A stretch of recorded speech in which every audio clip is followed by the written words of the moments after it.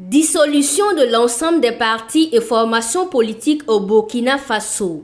C'est ce qui ressort du Conseil des ministres du 29 janvier 2026. Un projet de loi abrogeant les textes encadrant leur fonctionnement, leur financement et le statut du chef de file de l'opposition a été adopté.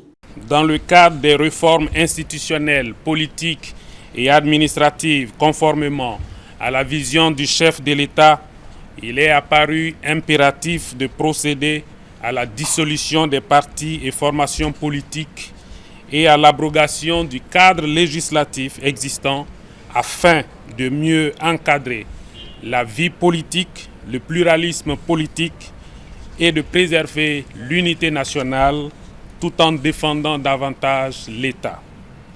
En tout état de cause, l'adoption de la mesure de dissolution et le projet de loi abrogative permettra non seulement de renforcer la cohérence de l'action gouvernementale avec les idéaux de la révolution progressiste populaire, mais surtout d'ouvrir la voie à une réforme du mode de gouvernance politique de notre pays.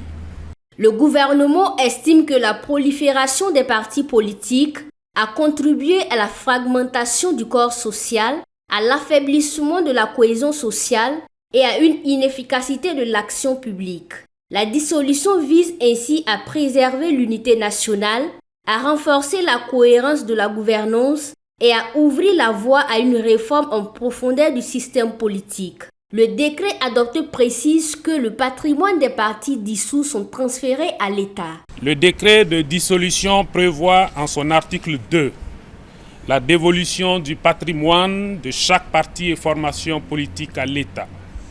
Le projet de loi portant abrogation de la loi numéro 32/2001/AN du 29 novembre 2001 portant charte des partis et formations politiques au Burkina Faso, de la loi 08-2009-AN du 14 avril 2009 portant financement des partis et formations politiques et des campagnes électorales et de la loi numéro 09-2009/AN du 14 avril 2009 portant statut de l'opposition politique ainsi que son modificatif numéro 46/2013 du 17 décembre 2013 sera quant à lui transmis à l'Assemblée législative de transition dans les meilleurs délais. Au titre du ministère de l'Économie et des Finances, le Conseil a adopté le décret portant adoption du plan Relance, qui est le nouveau référentiel national de développement pour la période 2026-2030. Le plan Relance est évalué à 36 milliards de francs CFA, dont près de 2/3 seront mobilisés à partir de ressources souveraines, traduisant l'option assumée d'un développement fondé sur l'autonomie nationale. L'élément majeur à noter, c'est le fait qu'il y a une grande orientation vers le financement par des ressources souveraines. Sur un montant planifié sur les 5 ans de 36 000 milliards, près de 2/3 doivent venir des ressources souveraines, c'est-à-dire la mobilisation des ressources par l'État lui-même. Et cela est inédit parce qu'habituellement, on a beaucoup plus orienté les financements vers les partenaires.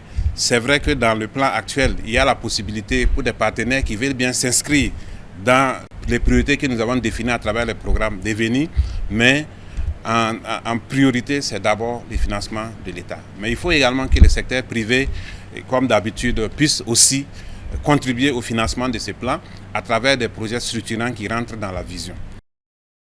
À travers la mise en œuvre du plan Relance, le gouvernement ambitionne notamment la reconquête totale du territoire national, la réduction du taux de pauvreté de 42% à 35%, l'augmentation de l'espérance de vie de 61 à 68 ans et le triplement de la capacité énergétique de 685 MW à plus de 2500 MW.